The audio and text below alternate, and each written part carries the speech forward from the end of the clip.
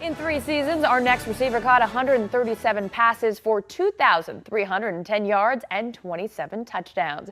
Game changer was just what our next receiver was for Michigan. He is Mario Manningham. Yeah, if he could have just dropped one more ball.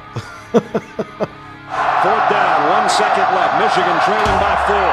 Henning fires to the end zone. Touchdown, Manningham! Michigan wins! Great receiver. Mario could make plays. At times it seemed like that nobody could make. Going up in the air to catch passes, what he could do after he caught the ball.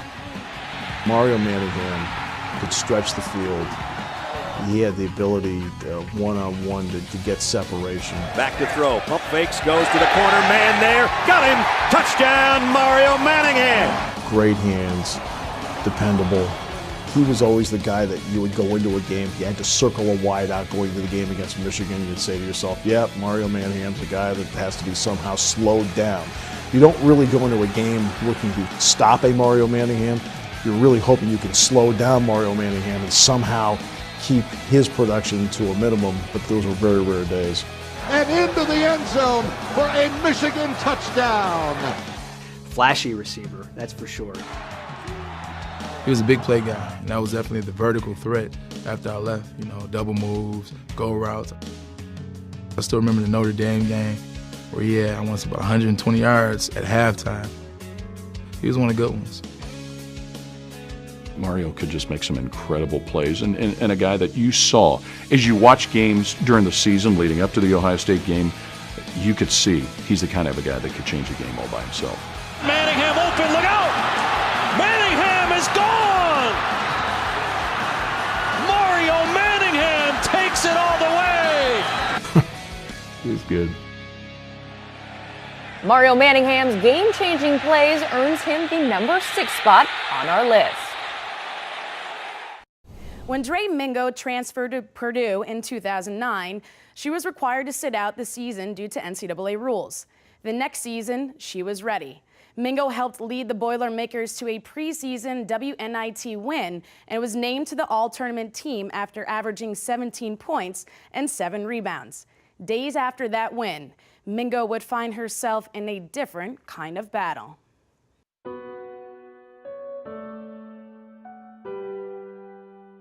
I just remember having a really, really bad fever that day. Kind of really felt like the flu. That's what everybody thought it was. And I remember sliding to the floor in my apartment. She didn't show up to an appointment, which is very unlike Dre. She's very responsible. Kept calling, could not get through to her. Her roommates couldn't get through to her. When she didn't show up for practice and nobody had heard from her, at that point, I had called our team physician and she came, and then we decided to call 911. That November afternoon in 2010, Purdue assistant athletic trainer Jessica Lipsett drove to Dre Mingo's apartment and found her passed out on the floor. Mingo was rushed to St. Elizabeth Central Hospital, where she was diagnosed with bacterial meningitis. Bacterial meningitis is when the meninges in your brain, so it's the small lining around your brain, gets infected and becomes inflamed, and it impairs your body's normal function and can be fatal. Going into the hospital, and it was surreal, total nightmare, just wondering if this young lady's gonna live or not, so it was that 50-50 chance. I've never had an athlete that I thought was going to not make it. And we've just spent a lot of time together. So, I don't know, she's just a special kid. 6 days later, Mingo's condition stabilized, but not without a cost. I did lose a good portion of my hearing. I'm legally deaf in my left ear now. Originally, I woke up with no hearing at all, and they didn't know if I would ever get any back. The audiologist here at Purdue actually told me that she didn't think I would ever get any back. Mingo eventually regained 90% of her hearing in her right ear. Just 10 days after being near death, Mingo returned to Mackey Arena.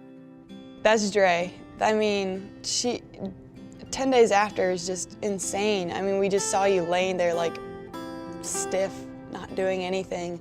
And then, you know, we came out of the tunnel and we had her locked arm in arm and we're, you know, escorting her down the tunnel, and just Mackie explodes with applause.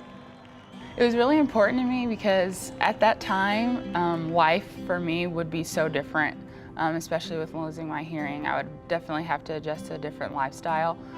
So being able to have some sense of normalcy of what was my old life was really important to me.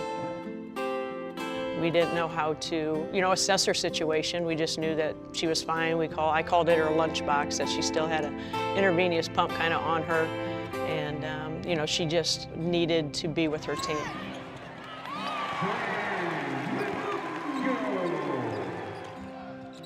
Mingo missed only 5 games due to her illness, returning to play in the Boilermakers' final 20 games, leading the team in rebounding and field goal percentage.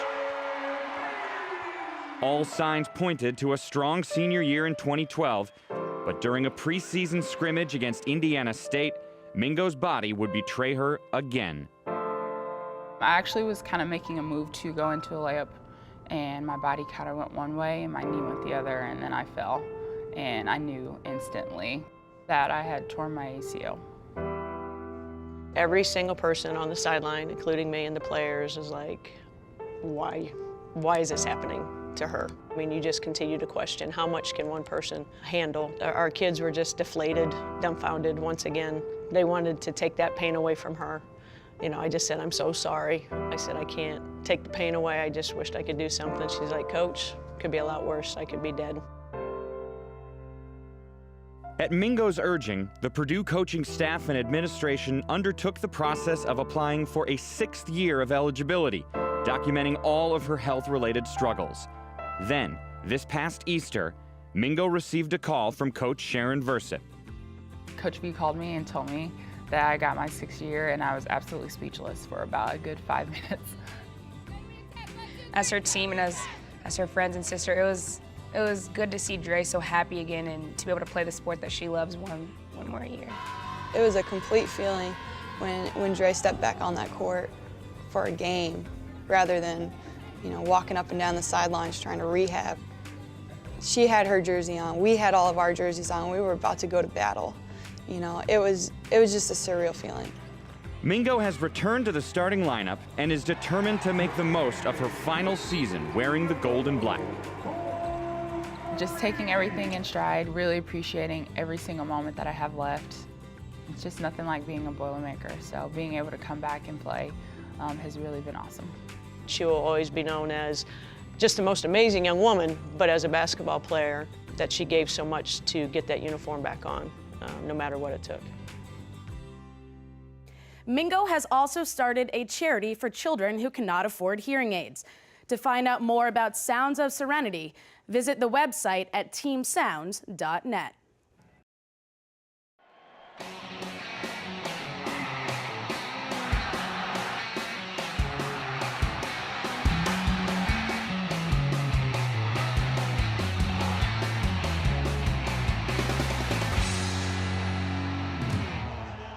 Before we get into the X and O video part, tell us the philosophy of the Ohio State offense.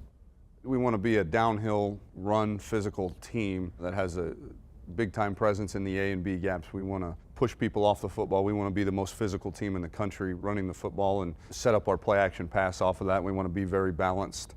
And we just happen to be a very physical run, play-action pass team from the shotgun spread formation. So we want to stretch the field vertically, we want to stretch the field horizontally, and we want to use the quarterback as an element in our run game, and then be up-tempo, no huddle, and use tempo to our advantage as well. Well, this is the first play of the game against Michigan, and again, what jumps out at me is the downhill presence. Take us through this if you would. And this is just a simple inside zone read for us. Obviously, the team up north is blitzing, so Braxton checked us into an inside zone, and our inside zone is a lot tighter. It's a lot more downhill than most people's inside zone. Our inside zone is very vertical, very downhill. We want to move the front off the football vertically and give the running back seams to run through. All right, Coach, this next play, it's 1st and 10. It's a play action pass. Explain what you're trying to get accomplished on this particular play. Because of the threat of our run game, we were seeing free safeties really get involved in the run game. Really what we're trying to do is play action at that free safety, which you can tell makes him believe that it's run, so he's going to come down, try to get his run fit, and then we want to throw a post in behind him. So this becomes man coverage on the bottom. Absolutely, yep. And then that's what we're trying to do. We're trying to get the one-on-one matchups. This kid's got no help after about 8 to 10 yards. He's by himself, and it's man-to-man coverage on him. And Devin Smith does a great job turning him around on the post route. Now, do you grade every play? Every single one, yep. What's your grading system? Plus or minus. It's not too complicated. This is a plus. He got the job done. Okay. You know, and then there'll be 50-yard runs that he's gotten a minus on because he's made the wrong read. So just the end result is not always what we're looking for when we're grading, but this is certainly a plus. All right, Coach, 2nd and 10. Looks like Braxton's getting the play from the sidelines. Take us through this play. Another tight zone read for us where we're going to read the end man on the line of scrimmage here. And as vertical as we are on this play, the quarterback has to sink himself into the line of scrimmage to make this read because the running back is coming pretty dang fast to create the mesh. And so what I would tell Braxton here is he didn't get himself into the line of scrimmage enough, and he predetermined the decision and made a bad read, and because he's Braxton Miller and can do that. I'm telling you, Coach, you think that's mom and dad and genetics. Drills. We got a drill, and it's when special teams are going on over there. I demonstrate the drill. So in your grading system, is this a plus or a minus this for is Braxton? A minus. It's a minus. Minus. You know, even though he gained 8 yards, it's a minus. Correct. So if he gave it and you only gained 2 yards, it'd be a plus. Correct. I'm not sure about your grading system. I'm not sure.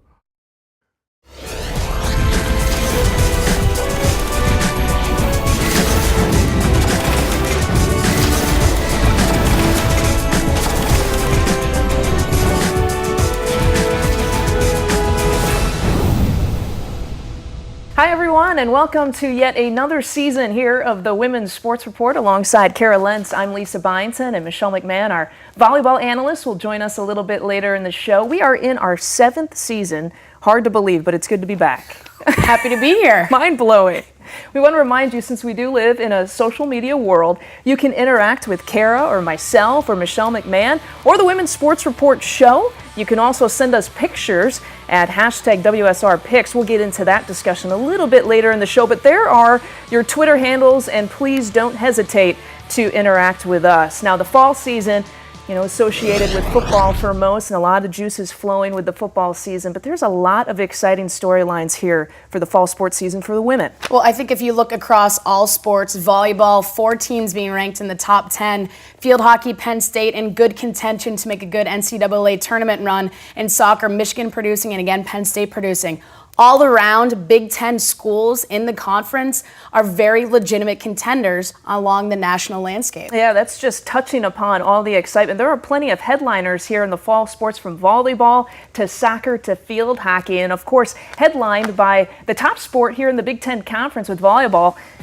We head around the conference there for some of the standout stories, and we begin with that 8 teams ranked in the top 25, 4 of them in the top 10, that all according to the coaches poll that came out earlier in the week. And a banner volleyball year for Michigan State, jumping 2 spots to number 5 in the country. The last time MSU was ranked this high was 1996 in the preseason, as high as number 3 in the country that year. When you're talking highs and throughout the country, you have to talk Minnesota women's hockey. An NCAA record 53 straight wins, and that's why they're hanging the banners. They did that, a championship honor, the past weekend with a banner ceremony in the series against Wisconsin. Big Ten soccer teams also chasing titles. 4 are the cream of the crop, ranked in the top 25. Michigan is ranked the highest, coming off a big win this week against Penn State for the first time ever. More on that in a little bit later in the show. And when you're talking about success, how about about Penn State field hockey. A Big Ten best 9 straight wins for the Nittany Lions this year.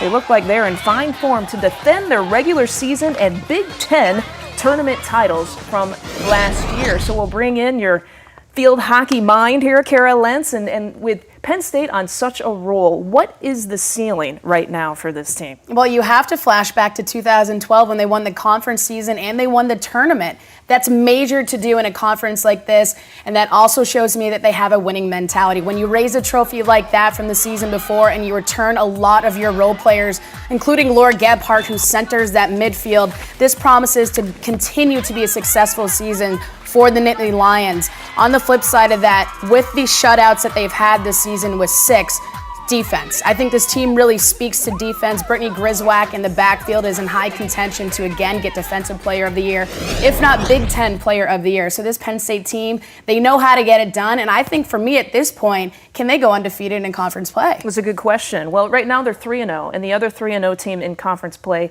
is Michigan State, and perhaps the surprise team. I mean, overall, they're 7-7. What has been the secret to their success this year? Their 3 Big Ten wins have been decided by 1 goal. That means they have the fight and the determination to come through with results. Against Michigan at home, such a big rivalry game. They haven't done that since 2009. They squeak out a victory in overtime.